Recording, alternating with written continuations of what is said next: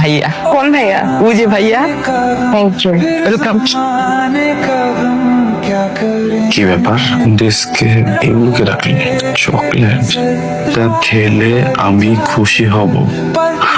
আপনি তো প্রথমে যখন আপনার নামটা জানতে পারলাম, রুবায়াত, ভয়ঙ্কর মেজাজ খারাপ হচ্ছিল। ভাবছিলাম মানুষটা হয়তো বা দেখে বিদ্যুতে হবে, কিন্তু না, মাশাআল্লাহ। আপনার থেকে কিন্তু আপনার রুচি বেশি ভালো।